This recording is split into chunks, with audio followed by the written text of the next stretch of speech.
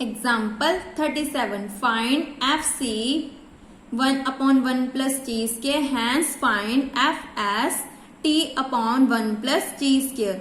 सो F C 1/1 plus T square की यहाँ पे डेफिनेशन लगा दी 0 to infinity F T cos S T D T, क्योंकि ये किसकी डेफिनेशन थी, फॉरियर कोसाइन ट्रांसफॉर्म की।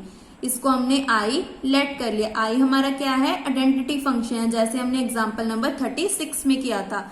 नाउ इसको सॉल्व करने के लिए क्या किया, डेरिवेटिव कर दिया।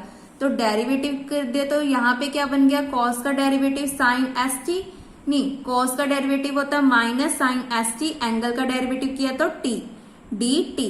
नेक्स्ट स्टेप में क्या किया, माइनस को बाहर निकाल दिया, f S t/1 plus T square, क्योंकि ये किसकी डेफिनेशन बन गई थी, फॉरियर साइन ट्रांसफॉर्म की। सो फॉरियर साइन ट्रांसफॉर्म की यहां पे फिर से डेफिनेशन लगा दी 0 to infinity F t sine s T D t. अगर आपको यहाँ पे कंफ्यूजन हो रही है तो आप ये स्टेप स्किप भी कर सकते हो। तो यहाँ पे हमने क्या किया, टी के साथ मल्टीप्लाई और डिवाइड कर दिया, तो ऊपर बन गया टी स्क्वायर, नीचे टी आ गया। नेक्स्ट स्टेप में क्या किया, sine s t minus 0 to infinity. Okay, यहाँ पे हमने क्या किया, नीचे वाली टर्म को फिनिश करने के लिए यहाँ पे एड एंड सब्ट्रैक्ट कर दिया +1। सो यहाँ पे आप लिख सकते हो add and subtract by 1। So 1 plus और माइनस कर दिया। देन नेक्स्ट स्टेप में ये टर्म एज इट इज, फिर हमने लिमिट्स को ब्रेक कर दिया, सॉरी इंटेग्रल को ब्रेक कर दिया। इसके साथ ये कैंसिल हो गया तो क्या बच गया, 1/t sine s T D t, minus minus plus integral 0 to infinity sine s t upon t 1 plus T square. ये तो हमारा बन गया formula π/2 where a greater than 0।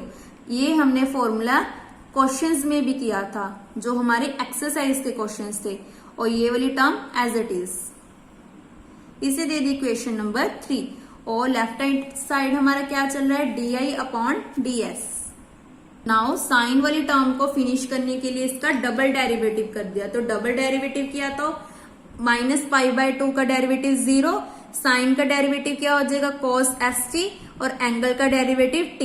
नीचे वाली टर्म हमारी कांस्टेंट है तो एज इट इज, t के साथ t cancel, cos st upon 1 plus T square dt।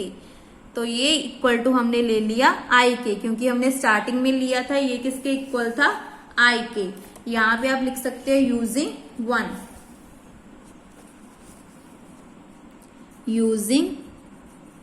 1। सो बन गया हमारा d square I upon d s square minus I equal to 0। ये हमने फर्स्ट टाइम में किया था। कैसे लिखते थे, d square -1 I equal to 0, where d किसके इक्वल था, डी अपॉन डी एस। तो इसको एक्सुलरी इक्वेशन भी बोलते थे। D square -1 equal to 0, then d is equal to +-1। तो इसकी सोल्यूशन क्या आता था, c1 e की पावर s प्लस -1 के लिए c2 e की power -s। Now c1 c2 की वैल्यू फाइंड करने के लिए s को 0 पुट कर दिया, तो i इक्वल टू आ गया हमारा, इक्वेशन 1 में पुट किया है, क्योंकि cos 0 1 होता है। तो क्या बच गया, 0 to infinity 1/1 plus T square dt। ये हमने प्रीवियस में भी फॉर्मूला यूज किया था। क्या होता था हमारा, आप लिख सकते हो यहाँ पे 0 to infinity 1/a² plus x² dx is equal to 1/a tan inverse x/a, where यहाँ पे हमारा a क्या है 1, तो क्या आ गया 1/1 is 1, tan inverse t/1 is t।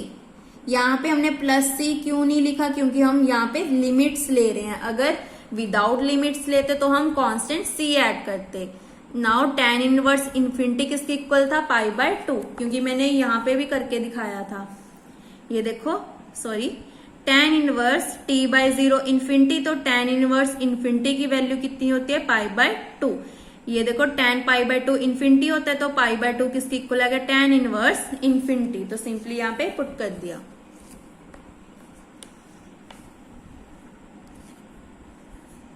सो इसकी वैल्यू आ गई पाई बाय 2।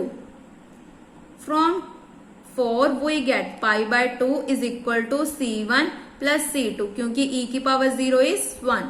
तो ये बन गई इक्वेशन नंबर 1। फिर से हमने इक्वेशन 3 में s को 0 पुट किया। इक्वेशन 3 हमारी कौन सी थी, ये वाली।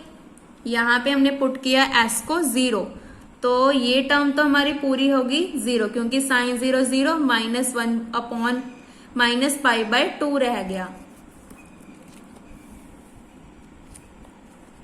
और लेफ्ट हैंड साइड हमारा क्या चल रहा है, d i upon d s. तो d i upon d s minus pi by 2 आ गया, तो सिंपली यहाँ पे लिख दिया।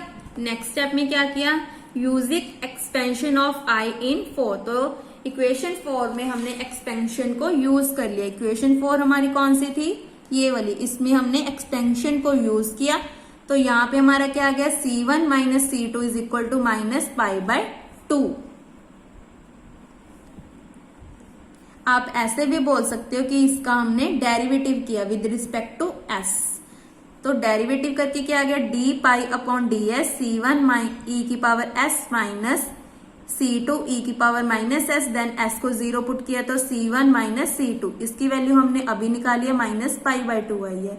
यहाँ पे आप एक्सपेंशन की जगह लिख सकते हो derivative with respect to s in equation 4। Then इन दोनों को सॉल्व किया तो क्या आ गया, पहले तो प्लस कर देते हैं। C1 plus C1 is 2C1, इसके साथ ये खत्म, इसके साथ ये खत्म। दैट मीन्स C1 की वैल्यू आ गई 0। ऐसे यहाँ पे पुट कर दिया तो C2 किसके इक्वल आ गया, पाई बाय 2 के। तो हमने वहां पे पुट कर दिया इक्वेशन 4 में। I is equal to 0 plus C2 की वैल्यू क्या आई थी, पाई बाय 2 ई की पावर माइनस s।